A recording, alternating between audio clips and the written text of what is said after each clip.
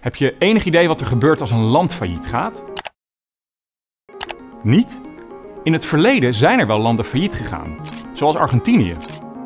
Of, nou ja, technisch failliet, want een land kan niet zoals een bedrijf de deuren sluiten. Ook in de EU weten we dat landen in de problemen kunnen komen, zoals Griekenland tijdens de Europese schuldencrisis van 2010. Als een land failliet is, betekent het simpelweg dat het land haar schulden niet meer kan afbetalen. En ook geen geld meer kan lenen op de kapitaalmarkten. Overheden hebben dan minder geld voor bijvoorbeeld goede zorg en onderwijs. En wat dacht je van de lange termijn effecten op infrastructuur bijvoorbeeld? Zoals het aanleggen van wegen en bruggen of het investeren in veilige ICT-voorzieningen. Ik ga je uitleggen wat we er in de Europese Unie aan doen om zo'n situatie te voorkomen. De 27 EU-lidstaten hebben afspraken gemaakt om meer economisch samen te werken.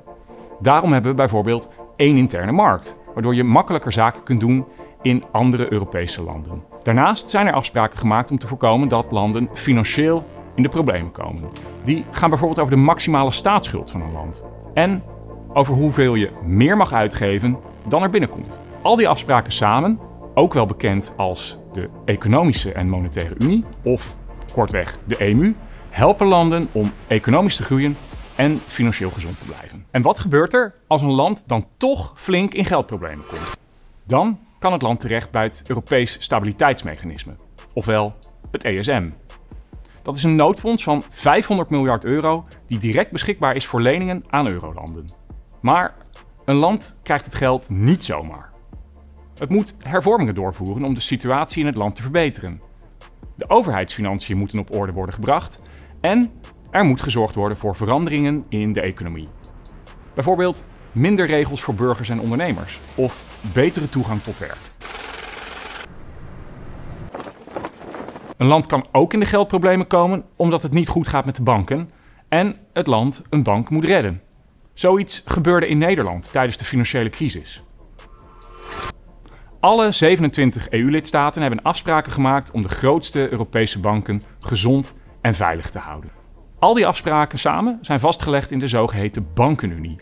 En dit is wat die afspraken inhouden. Ten eerste dat deze banken grotere financiële buffers moeten hebben. Dat is hetzelfde als bij jou en mij. Als je wasmachine plots stuk gaat, is het wel fijn om wat geld achter de hand te hebben om een nieuwe te kunnen kopen.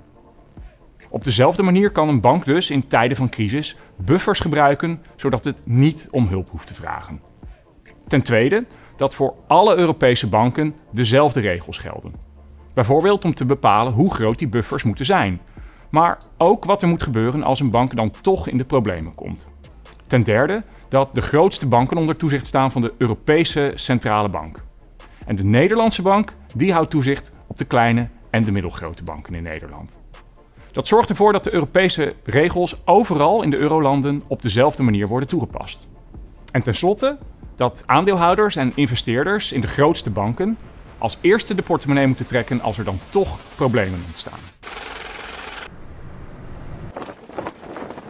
Oké, fijn dat die afspraken er zijn, maar het kan natuurlijk nog altijd fout gaan.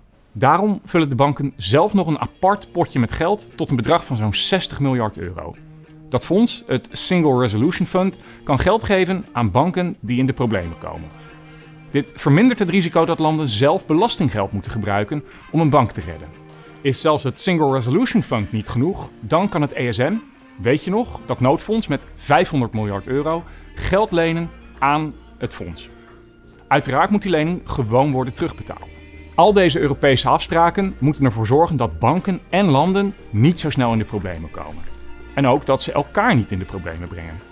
En als dit toch gebeurt, dat het dan niet nodig is dat jij en ik voor de kosten opdraaien.